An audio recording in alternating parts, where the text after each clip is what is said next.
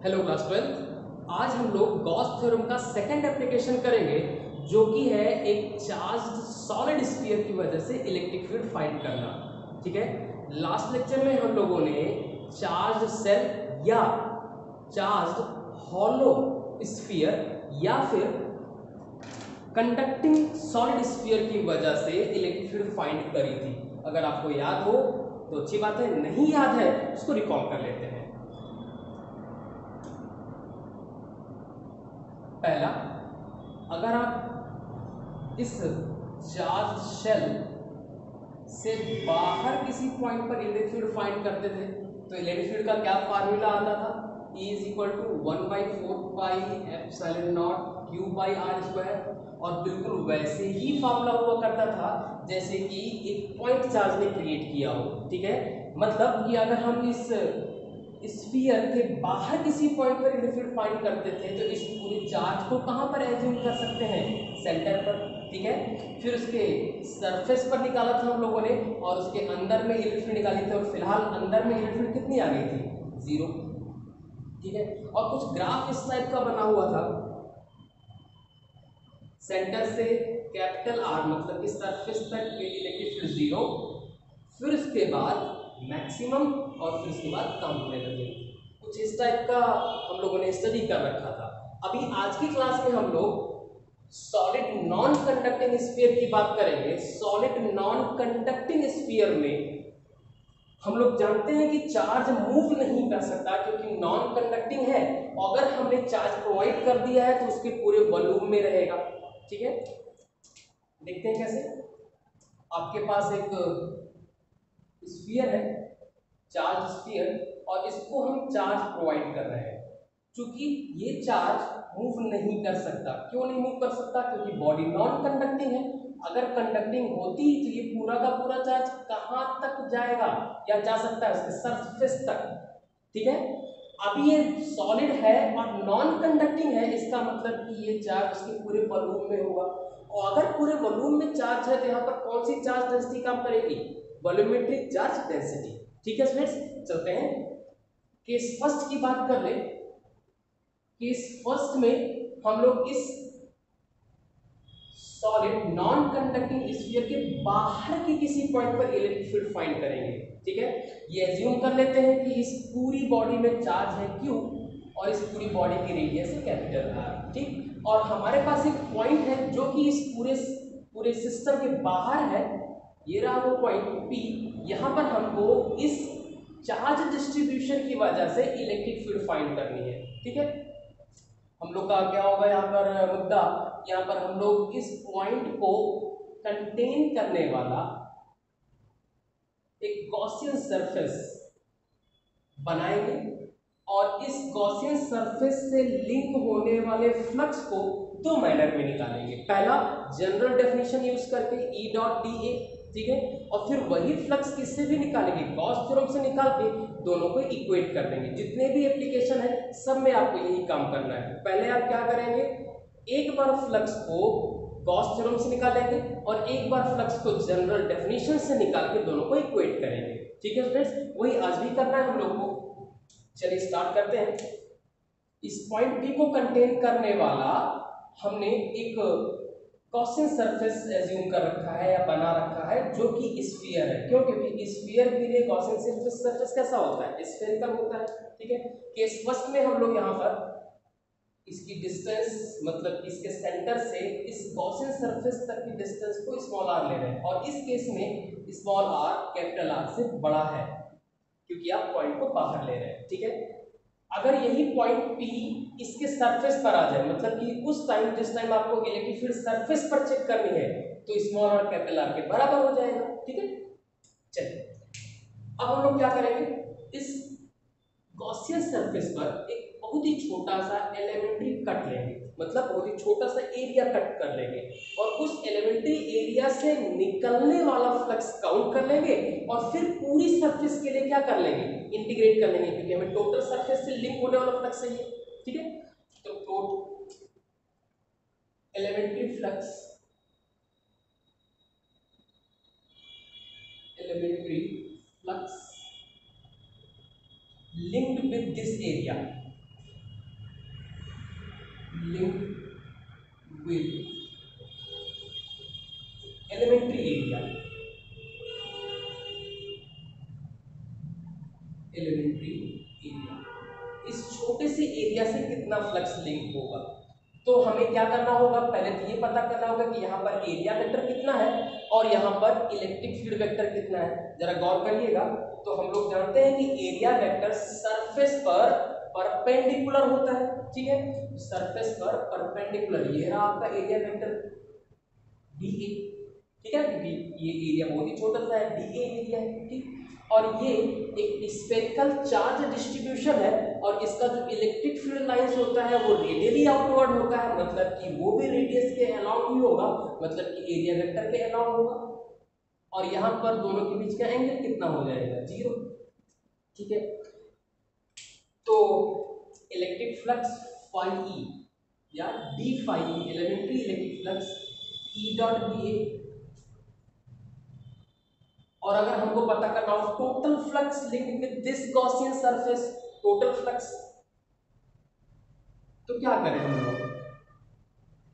हम लोग इसको क्या करते हैं, इंटीग्रेट करते हैं, हमें टोटल फ्लक्स मिल जाएगा। टोटल फ्लक्स इस गॉसियन सरफेस से कितना लिंक होगा, तो इंटीग्रेट कर दें, closed body integration E dot DA, ठीक है। थोड़ा सा सॉल्व कर लें इसको।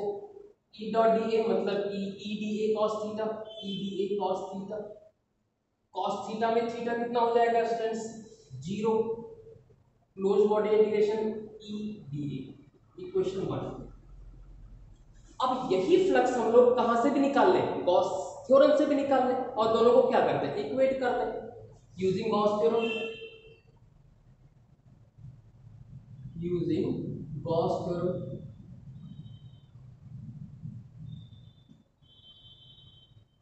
गॉस थ्योरम को यूज करिए। गॉस थ्योरम क्या बोलती है कि किसी भी क्लोज्ड बॉडी से लिंक होने, सॉरी, गॉसियन सरफेस से लिंक होने वाला flux phi E is equal to उस गॉसियन सरफेस के अंदर जितना भी चार्ज है पूरे चार्ज का 1/ε0 टाइम्स इक्वेशन नंबर सेकंड। एक बार फ्लक्स को आपने जनरल डेफिनेशन से निकाल रखा है, एक बार गॉस थ्योरम को यूज करके निकाल रखा है, अब दोनों को क्या कर दिया जाए, इक्वेट कर दिया जाए। यहां पे इक्वेट कर रहे हैं, close body integration E dot DA is equal to Q by epsilon naught, ठीक है। सॉरी, हमें डेफिनेशन यूज कर रखी है वहां पे, तो मैं डायरेक्ट यहां पे लिख रहा हूं EDA cos थीटा, cos 0 हो चुका है, cos 0 की वैल्यू 1 होती है, EDA equal to Q by epsilon naught. Electric field constant है, क्यों कांस्टेंट है, क्योंकि चार्ज डिस्ट्रीब्यूशन कांस्टेंट है और ये डिस्टेंस भी कांस्टेंट है। हर एक गॉसियन सरफेस के किसी भी पॉइंट पर आप देखिए तो डिस्टेंस r है, मतलब इलेक्ट्रिक फील्ड कांस्टेंट होगी, और इलेक्ट्रिक फील्ड कांस्टेंट है तो उसको आप बाहर कर सकते हैं, EDA is equal to Q by epsilon naught, ठीक है। DA मतलब इसका छोटा सा एरिया, और आप इसको इंटीग्रेट कर रहे हैं, मतलब इसका टोटल एरिया, गॉसियन सरफेस का टोटल एरिया कितना हो जाएगा, 4 pi small r square is equal to Q by epsilon naught. हमें इलेक्ट्रिक फील्ड पता करनी है, तो 4 पाई स्मॉल r स्क्वायर को आप राइट साइड शिफ्ट कर दीजिए, तो electric field is equal to 1/4 pi epsilon naught Q by r square. ये थोड़ा सा अजीब सा रिजल्ट है, क्यों, क्योंकि अगर आप देख रहे हो तो ये तो electric field to point charge है, ठीक है। Electric field to point charge कितना होता है, 1/4 pi epsilon naught Q by r square, और ये चार्ज डिस्ट्रीब्यूशन की वजह से भी इलेक्ट्रिक फील्ड इतनी ही आ रही है। इसका मतलब ये है कि अगर आप सरफेस से बाहर, ठीक है, इस चार्ज डिस्ट्रीब्यूशन से बाहर किसी पॉइंट पर इलेक्ट्रिक फील्ड पता कर रहे हैं, तो इस पूरे चार्ज को आप कहां पे एज्यूम कर सकते हैं, उसके सेंटर पर एज्यूम कर सकते हैं, और इसको बोला जाता है सेंटर ऑफ चार्ज, ठीक है फ्रेंड्स। चलिए, तो ये हो गया आपका आउटसाइड, ठीक है। यहीं पर लगे आप इसको डेंसिटी के टर्म में ले लें, तो डेंसिटी के टर्म में कितना हो जाएगा, क्योंकि यहाँ पर वॉल्यूमेट्रिक चार्ज डेंसिटी काम कर रही है, rho is equal to total charge इस बॉडी में अपॉन इस बॉडी का टोटल वॉल्यूम, और ये स्फेरिकल है तो स्फीयर का टोटल वॉल्यूम कितना होता है बेटा 4/3 पाई कैपिटल आर क्यूब। तो Q कितना हो जाएगा, Q is equal to rho times 4/3 pi capital R cube. ये वैल्यू यहाँ पे इंकॉर्पोरेट कर दीजिए तो आपको इलेक्ट्रिक फील्ड डेंसिटी के टर्म में पता चल जाएगी, कितनी हो जाएगी, electric field outside field is equal to 1/4 pi epsilon naught Q by are square, 1/r² यहाँ पे करते रहे और Q की प्लेस पर ये वैल्यू रो 4/3 पाई कैपिटल आर क्यूब। ठीक है, 4 पाई से ये 4 पाई कैंसिल आउट हो जाएगा और कुछ नहीं कैंसिल आउट हो रहा है। चलिए rho upon 3 epsilon naught capital R cube upon small r square. ये इलेक्ट्रिक फील्ड का फॉर्मूला है डेंसिटी के टर्म में। ठीक है, चलिए अब हम लोग पता कर लेते हैं कि इस सरफेस पर कितनी इलेक्ट्रिक फील्ड होगी, मतलब इस बॉडी के सरफेस पर कितनी इलेक्ट्रिक फील्ड होगी, बाहर इतना पता कर लिया हम लोगों ने। अब हम लोग क्या करें, इस स्मॉल आर की प्लेस पर हम लोग कैपिटल आर इनकॉर्पोरेट कर दें। ठीक है ना, तो हमें क्या पता चल जाएगा, इसकी सरफेस पर इलेक्ट्रिक फील्ड कितनी होगी यहां पर। ठीक है, केस सेकंड में चलते हैं, केस बस नोट कर लीजिए आप लोग।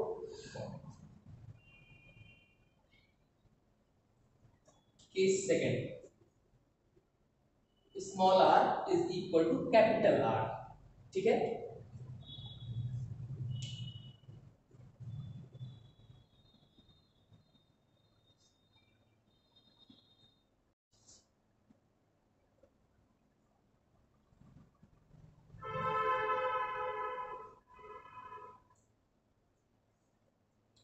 इस केस में क्या होगा, इलेक्ट्रिक फील्ड कितनी होगी सरफेस पर, याद करिए।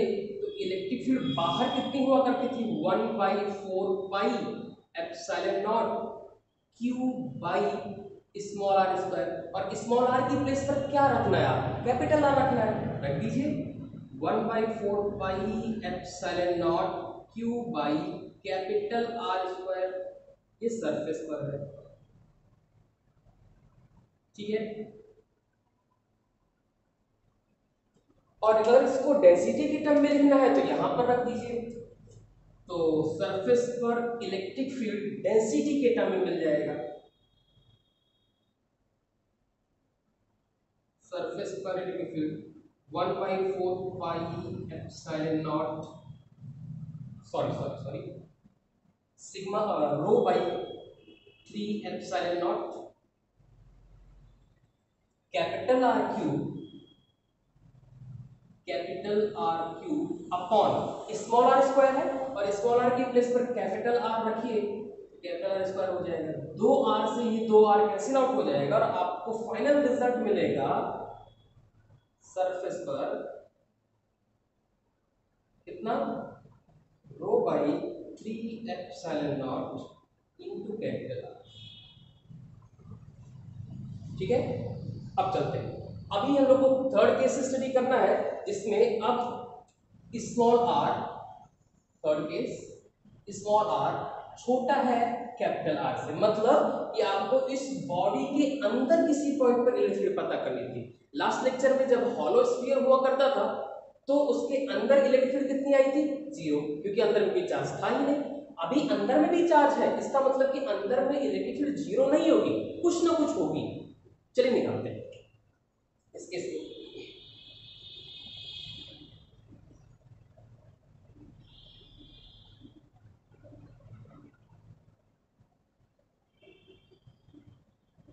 हमें अंदर के मान लेते हैं कि इस पॉइंट पर इलेक्ट्रिक फील्ड पता करनी है, तो इस पॉइंट को कंटेन करने वाला एक गॉसियन सरफेस बनाइए जो कि स्फेरिकल होगा, और फिर से वही काम करिए, इस सरफेस के किसी एक पॉइंट पर आपने एलिमेंट्री एरिया कट कर लिया, इसका एरिया वेक्टर बाहर की तरफ dA, इलेक्ट्रिक फील्ड वेक्टर भी बाहर की तरफ होगा, ठीक है, इस पॉइंट पर। और इस छोटे से एरिया से लिंक होने वाला फ्लक्स निकालिए, उसको इंटीग्रेट करिए तो टोटल फ्लक्स मिल जाएगा, और उसको गॉस थ्योरम के साथ इक्वेट कर लीजिए। तो मैं ये सारे काम एक साथ कर रहा हूं, ठीक है फ्रेंड्स, आपको समझ में आएगा। चलिए, तो यहां पर क्या हो रहा है, closed body integration, closed body integration E dot dA, E dot dA, ये तो हो गया टोटल फ्लक्स। और ये टोटल फ्लक्स आप किसके थ्रू भी निकाल सकते हैं, गॉस थ्योरम के थ्रू। गॉस थ्योरम क्या बोलती है कि इस गॉसियन सरफेस, इस नए वाले गॉसियन सरफेस के अंदर आने वाला चार्ज, अब जरा गौर करें तो टोटल चार्ज था Q, अब इसके अंदर कितना चार्ज है, क्या Q है ना, कुछ बदल चुका है, कुछ कम है, मान लेते हैं वो है Q प्राइम।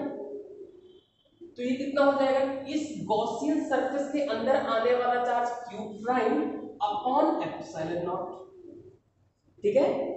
इसको सॉल्व करिए,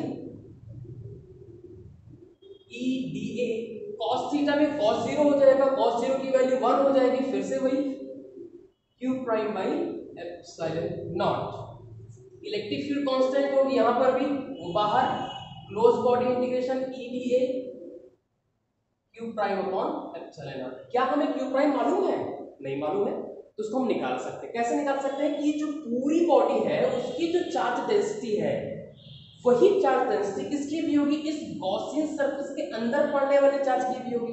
मैं बिल्कुल नहीं कह रहा हूं कि दोनों में चार्ज सेम है, नहीं, दोनों की चार्ज डेंसिटी सेम है, ठीक है।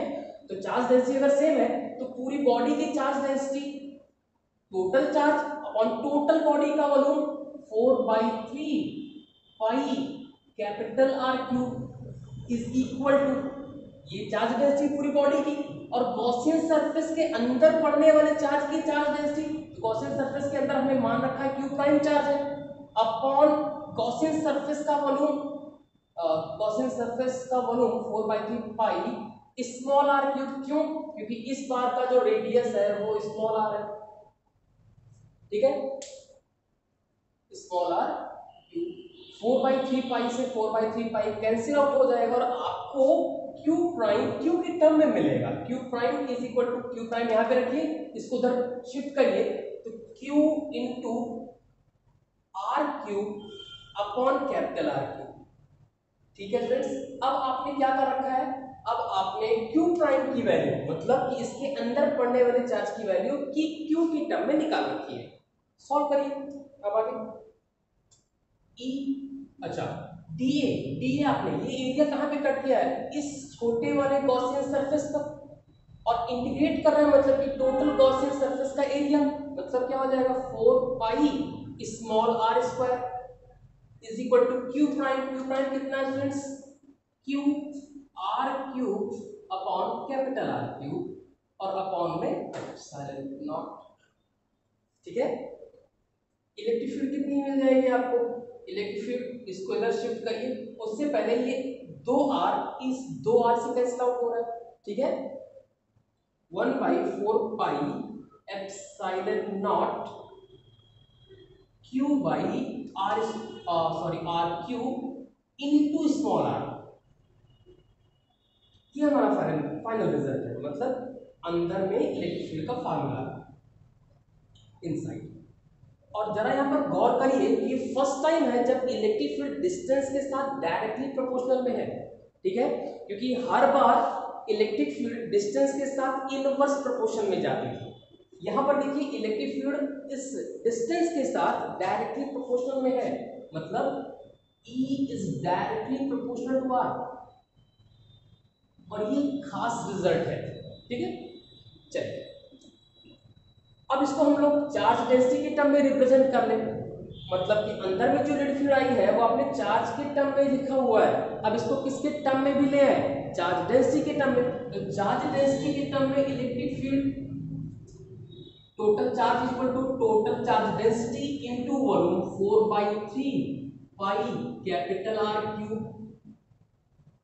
ठीक है, यहां पे इनकॉर्पोरेट करिए,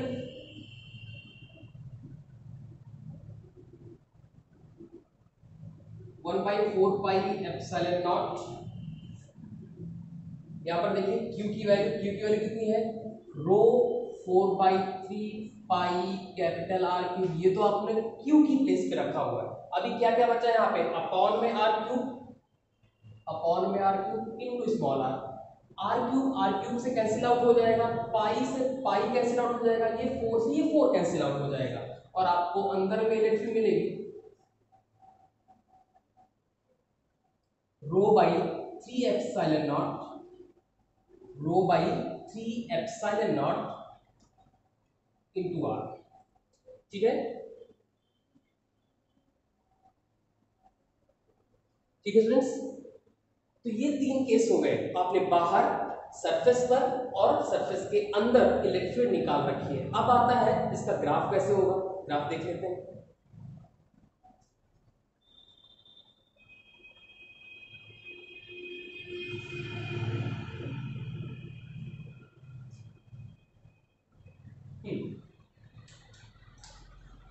एक्स एक्सिस पर हम लोग डिस्टेंस और वाई एक्सिस पर इलेक्ट्रिक फील्ड लिख रहे हैं और ये एज्यूम करके चल रहे हैं कि ये जो इसका ओरिजिन है वो उस स्फीयर, सॉलिड स्फीयर का सेंटर है, मतलब ये और ये रहा उसका सेंटर। आपने अभी अभी देखा है कि ओरिजिन से अगर आप डिस्टेंस को बढ़ाते हैं, ओरिजिन से कैपिटल आर तक मतलब सरफेस तक इलेक्ट्रिक फील्ड बढ़ेगी। ये देखिए अंदर में इलेक्ट्रिक फील्ड जो है वो डिस्टेंस के डायरेक्टली प्रोपोर्शनल है। डायरेक्टली प्रोपोर्शनल इसका मतलब कि जैसे जैसे डिस्टेंस बढ़ेगी वैसे वैसे इलेक्ट्रिक फील्ड भी बढ़ेगा, लेकिन हाँ ये सिर्फ कहां तक होगा, सरफेस तक, मतलब उस बॉडी के अंदर। ठीक है, यहां पर ग्राफ इस तरह से आएगा, ये ऐसे सरफेस तक इलेक्ट्रिक फील्ड बढ़ रही है। ठीक है, सरफेस पर मैक्सिमम हो जाएगी, मैक्सिमम मतलब इतना। ठीक, और जैसे ही आप सरफेस से बाहर जाएंगे तो आपको दिख रहा होगा कि सरफेस पर तो इतना है, लेकिन सरफेस से बाहर जाने पर देखिए यहाँ पर इलेक्ट्रिक फील्ड जो है वो डायरेक्टली प्रोपोर्शनल है 1/r² के डायरेक्टली प्रोपोर्शनल है। यहां पर किस टाइप का ग्राफ आएगा, पैराबोलिक डिक्रीज। तो जब आप ओरिजिन से स्टार्ट करेंगे मतलब सेंटर से सरफेस तक तो डायरेक्टली प्रोपोर्शनल है, सरफेस पर मैक्सिमम होगी इलेक्ट्रिक फील्ड, और जैसे ही आप सरफेस को छोड़कर बाहर जाएंगे तो फिर से वही वाला रूल, कौन सा, कि डिस्टेंस बढ़ाने पर इलेक्ट्रिक फील्ड कम हो जाएगी। ठीक है, तो यहां पर E is directly proportional to R और यहां पर है E is directly proportional to 1/r²। ठीक है, तो इनवर्स स्क्वायर लॉ जो आपने पढ़ रखा होगा कि इलेक्ट्रिक फील्ड हमेशा इनवर्स स्क्वायर लॉ को फॉलो करती है, ऐसा नहीं है, कहीं कहीं फेल करती है, जैसे कि यहाँ पर। ठीक है, सरफेस से बाहर जाएंगे तो इनवर्स स्क्वायर लॉ वैलिड है, लेकिन सरफेस के अंदर है तो इनवर्स स्क्वायर लॉ वैलिड नहीं है। ठीक है, चलते हैं अपने नेक्स्ट एप्लीकेशन पे जो कि है electric field due to infinite line charge. ठीक है, पहले हम लोग लाइन चार्ज को सीख लेते हैं और लाइन चार्ज की इलेक्ट्रिक फील्ड लाइंस कैसी होती हैं वो भी सीख लेते हैं। ठीक है, अगर हमारे पास एक इनफाइनाइट लाइन चार्ज है, मतलब ये ऊपर भी इंफिनिटी तक गया है और नीचे भी इंफिनिटी तक, टेंड्स टू इंफिनिटी, और इधर भी टेंड्स टू इंफिनिटी है, तो इसकी जो इलेक्ट्रिक फील्ड लाइंस होती हैं वो एक प्लेन में रेडियली आउटवर्ड होती है, एक प्लेन में। लेकिन जैसे मैं कहूँ कि आपका एक पॉइंट चार्ज है तो एक पॉइंट चार्ज की जो इलेक्ट्रिक फील्ड लाइंस होगी वो बाहर की तरफ होंगी। ठीक है ना, और हर एक डायरेक्शन में पूरे स्पेस में बाहर की तरफ होंगी। लेकिन अगर electric field lines line charge की दिखनी है तो जरा गौर करिएगा, और वो कुछ इस टाइप की होती है, मैं आपको दिखाता हूँ, थोड़ा सा ध्यान दीजिएगा इसमें।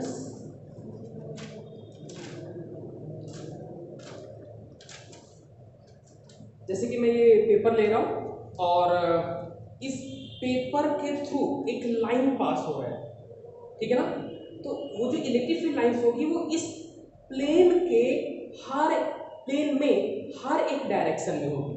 ठीक है, जैसे जरा गौर करिएगा यहाँ पे स्टूडेंट्स, ये है आपका वायर। अब आपको वायर पूरा नहीं दिखेगा क्योंकि वायर आपकी तरफ आ रहा है, ठीक। और इलेक्ट्रिक फील्ड लाइंस कुछ इस टाइप की होंगी, ये इस टाइप की, मतलब इस पेपर के प्लेन में सारी की सारी इलेक्ट्रिक फील्ड लाइंस एग्जिस्ट करेंगी। फिर और हम आगे लेके आए अगर पेपर को यहाँ पे, तो भी आप ऐसी होगी, उसके आगे लेके आए तब भी ऐसे ही होगी। मतलब ये जो इलेक्ट्रिक फील्ड लाइंस होंगी वो किसी एक प्लेन में हर एक डायरेक्शन में होंगी, ठीक है। आपको यहाँ पे शो नहीं कर सकते हैं हम लोग क्योंकि सामने की तरफ की इलेक्ट्रिक फील्ड लाइंस नहीं शो कर पाएंगे, इसलिए इस तरीके से शो किया जाता है बुक्स में, ऐसे और ऐसे। इसका मतलब ये है कि इलेक्ट्रिक फील्ड लाइंस इस प्लेन में है। अच्छा, ये इस तरीके से क्यों नहीं है? इसलिए नहीं है क्योंकि इसकी इलेक्ट्रिक फील्ड लाइन, इस बगल वाली चार्ज की इलेक्ट्रिक फील्ड लाइन की वजह से ये वाली इलेक्ट्रिक फील्ड लाइन से रिपल्शन फील करेगी और अपने आप को यहाँ पे सेट कर लेगी। जैसा कि आप लोगों ने ये देखा था कि यहाँ पर एक चार्ज था अगर, तो इलेक्ट्रिक फील्ड लाइन हर एक डायरेक्शन में हुआ करती थी, इधर इधर इधर इधर, हर एक डायरेक्शन में, हर एक पॉसिबल डायरेक्शन में इलेक्ट्रिक फील्ड लाइंस हुआ करती थी। सामने की तरफ भी है लेकिन वो शो नहीं कर पा रहे हैं, ठीक है। अब देखिए क्या हो रहा है, अगर मैं आपसे बात करूं कि यहाँ पर एक चार्ज रख दिया गया, तो ये जो इलेक्ट्रिक फील्ड लाइंस होगी वो रिपल्सन फील करेगी, क्योंकि हम लोग जानते हैं कि अगर दो पॉजिटिव चार्ज है तो ये जो लाइन होती है वो रिपल्सन फील करती है, इलेक्ट्रिक लाइन, आप लोगों ने प्रॉपर्टी में देखा होगा। तो यहाँ पर ये जो इलेक्ट्रिक लाइन होगी ये रिपल्सन फील करके अपने आप को यहाँ पे सेट कर लेगी, यहाँ पे ये वाली इलेक्ट्रिक फील्ड लाइन भी अब रिपल्सन फील करके अपने आप को यहाँ पे सेट कर लेगी।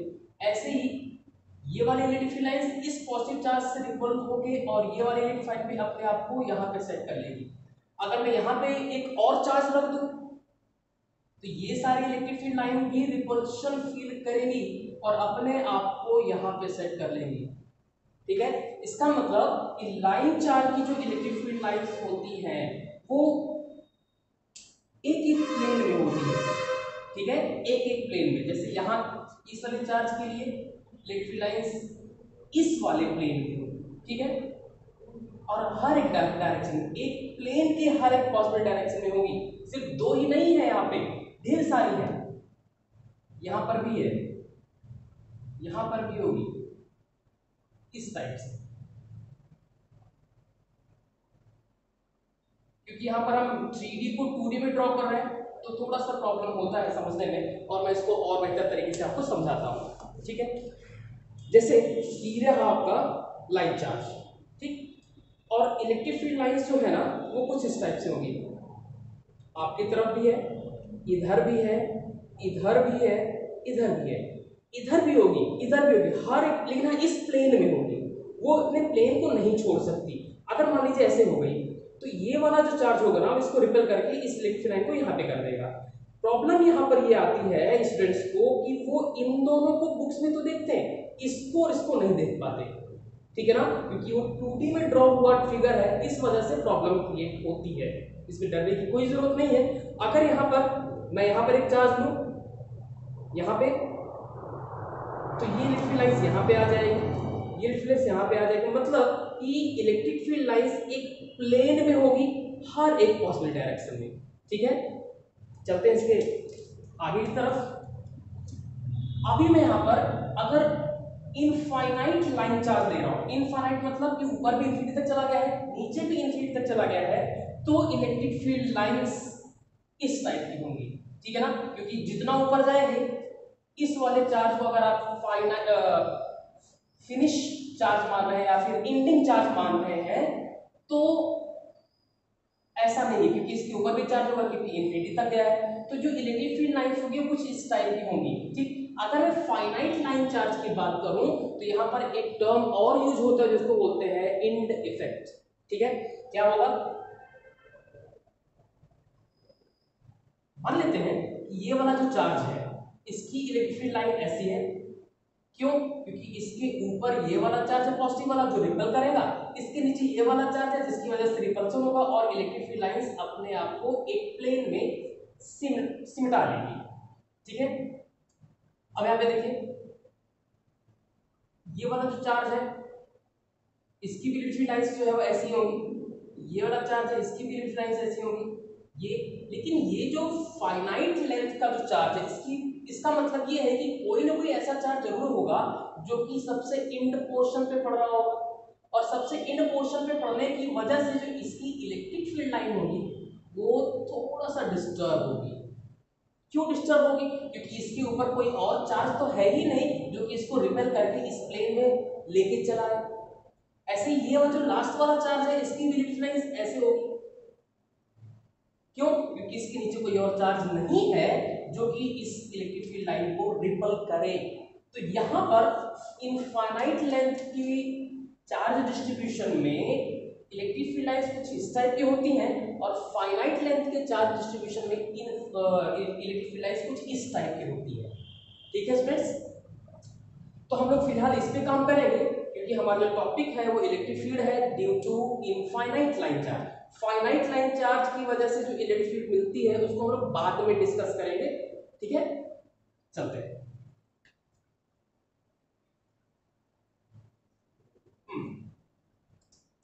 ये रहा आपका इनफाइनाइट लाइन चार्ज, आपको दिख रहा होगा फाइनाइट लेकिन आप फील करेंगे इसको इनफाइनाइट। ये नीचे भी इन्फिनिटी तक चला गया है, ऊपर भी इन्फिनिटी तक चला गया है। ठीक है, और आपसे ये पता करना है, आपको ये पता करना है कि इस लाइन चार्ज से कुछ r डिस्टेंस पर एक पॉइंट है, ये ऑब्जर्वेशन पॉइंट। यहां पर आपको इस चार्ज डिस्ट्रीब्यूशन की वजह से इलेक्ट्रिक फील्ड फाइंड करनी है इस पॉइंट P पर। ठीक है, तो देखिए क्या करेंगे। आप लोगों ने पहले से सीख रखा होगा, लास्ट लेक्चर्स में हमने आपको सिखाया है कि कुछ स्पेसिफिक टाइप के गॉसियन सरफेस बनाए गए हैं। ठीक है, लाइन चार्ज के लिए कौन सा गॉसियन सरफेस है आपको याद होगा, कौन सा है? सिलिंड्रिकल। ठीक है, तो हम एक सिलेंडर एज्यूम कर रहे हैं, एक सिलेंडर बना रहे हैं जो इस पॉइंट P से होकर गुजर रहा है। देखिए भैया,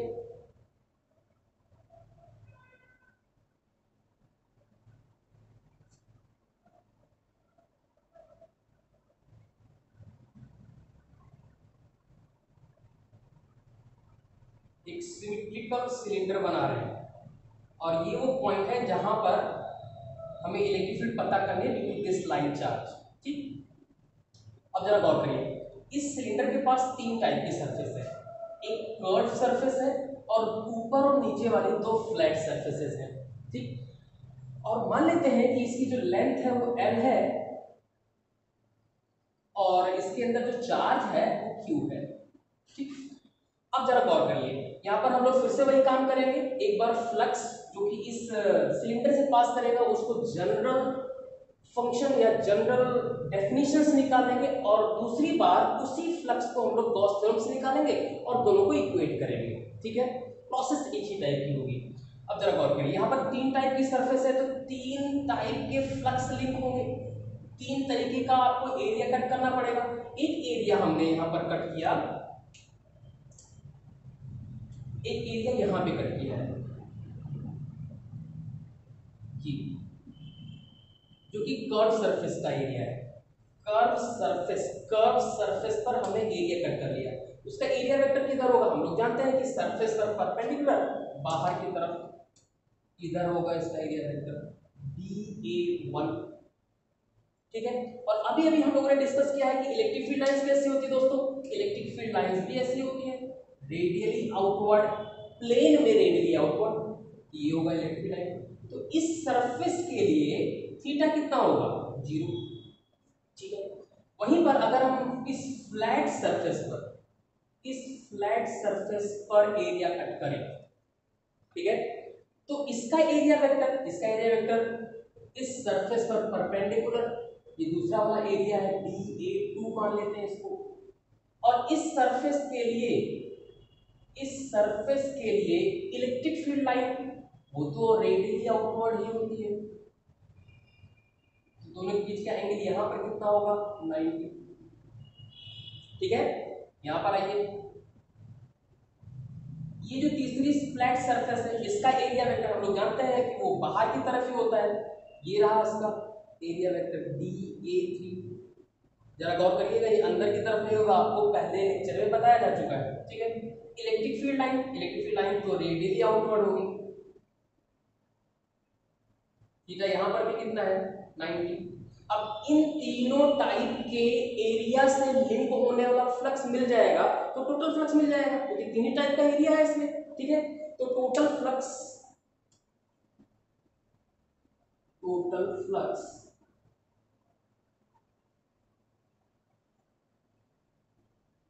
linked with this cylinder,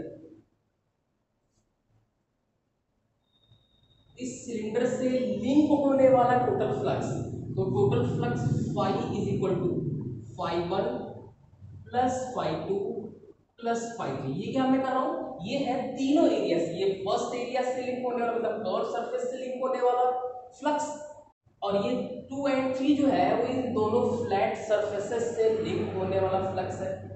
तो phi E is equal to इस कर्व सरफेस से लिंक होने वाला total flux, curve surface integration E dot d A one, ध्यान दीजिएगा स्टूडेंट्स, मैं इस कर्व सरफेस के लिए यूज कर रहा हूं, ठीक है, प्लस इस फ्लैट सरफेस के लिए, इस फ्लैट सरफेस से लिंक होने वाला total flux E dot d A two, plus इस वाली सरफेस से लिंक होने वाला फ्लक्स, टोटल फ्लक्स के लिए इंडिकेट कर दिया E dot d A three. अब डॉट प्रोडक्ट की डेफिनेशन यूज करिए, यहां पर E d A one cos theta, theta कितना है दोस्तों 0, plus E d A two cos, यहां पर कितना है एंगल 90, कॉस 90 की वैल्यू आप लोग जानते हैं 0 होगी, plus E dot d A three cos 90, यहां पर भी 90 है 0 हो जाएगा, तो ये दोनों तो 0 हो जाएगा, ये दोनों टर्म आपको फाइनली यही मिलने वाला है, कितना हो जाएगा ई डी ए वन कॉस 0 की वैल्यू 1, ये हो गया फाइव। ठीक है स्टूडेंट्स, अब चलते हैं, ये आपने एक तरीके से निकाल रखा है, ठीक, ये जो टोटल फ्लक्स होगा वो सिर्फ और सिर्फ कर्व सरफेस से लिंक होगा, फ्लैट सरफेस से कोई फ्लक्स लिंक नहीं होने वाला। क्यों, क्योंकि जितने भी फ्लैट सरफेस है, दोनों फ्लैट सरफेस है, वहां पर इलेक्ट्रिक फील्ड लाइंस उस फ्लैट सरफेस के पैरेलल निकल जा रही है, ना कि लिंक हो रही है।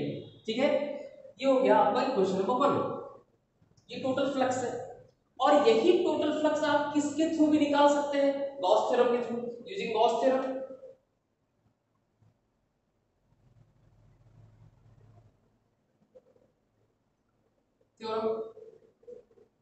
Total flux is equal to, Gauss ने क्या बताया था कि उस गॉसियन सरफेस जो कि यहाँ पे सिलेंडर है के अंदर जितना भी चार्ज है उसको हमने क्या मान रखा है Q upon epsilon not. Equation number second, अब एक बार फ्लक्स को आपने जनरल मेथड से निकाला है, दूसरी बार गॉस थ्योरम यूज करके निकाला है तो एक ही चीज, दोनों को इक्वेट कर लेते हैं, और equating first and second, integral E dA1 is equal to Q by epsilon naught। dA1 ये एरिया जो है वो आपने कर्व सरफेस पे लिया है, उसको इंडिकेट करेंगे तो टोटल कर्व सरफेस एरिया हो जाएगा, इलेक्ट्रिक फील्ड कांस्टेंट है बाहर आ जाएगा, dA1 is equal to Q by epsilon naught।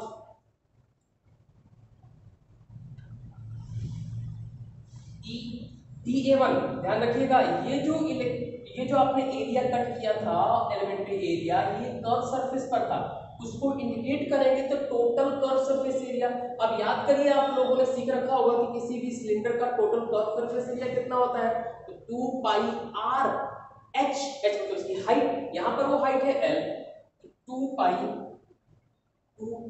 Are, are मतलब रेडियस, और एच मतलब इसकी हाइट जो कि हम लोगों ने एल मान रखा है, is equal to Q by epsilon not.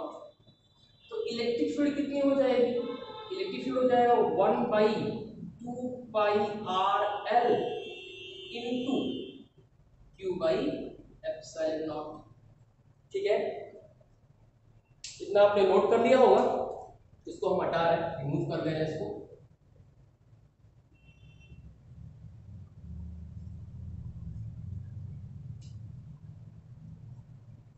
E is equal to 1 by 2 pi epsilon not मैं इसके साथ ले आ रहा हूँ 1/2 pi epsilon not, Q by L को एक साथ ले रहा हूँ क्यू बाई एल इंटू अभी 1/r बाकी है 1/r।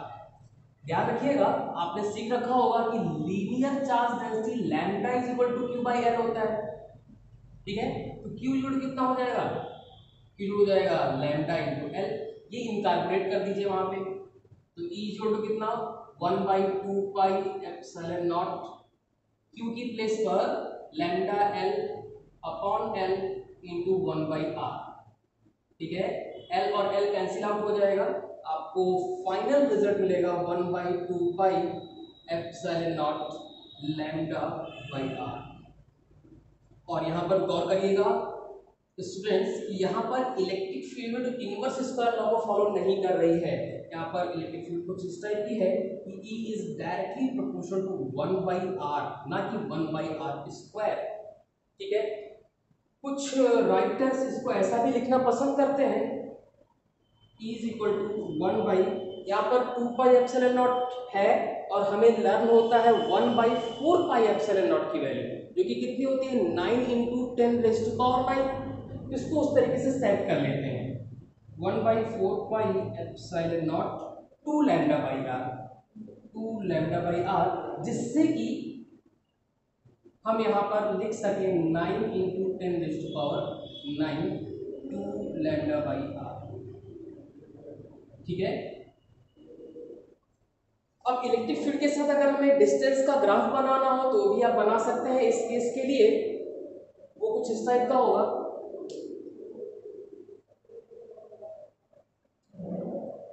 वो कुछ इस टाइप का होगा, इलेक्ट्रिक फील्ड वर्सेस डिस्टेंस, कुछ इस टाइप का। ये आप लिखना जरूरी होता है E is directly proportional to 1/r, क्योंकि कभी कभी मिस्टेक हो जाती है electric field due to point charge के लिए इलेक्ट्रिक फील्ड और डिस्टेंस के साथ ग्राफ पैराबोलिक डिक्रीज होता है, मतलब E is directly proportional to 1/r square, ठीक है ना। तो हमें मेंशन करना जरूरी है कि ग्राफ कुछ इसी टाइप का वो भी होता है, वो कुछ इस तरीके से आता है parabolic decrease E is directly proportional to 1/r square, ठीक है ना। ये आपने देखा होगा electric field due to point charge में, ठीक है, जिसमें फॉर्मूला होता है 1/4 pi epsilon Q by are square, ठीक है।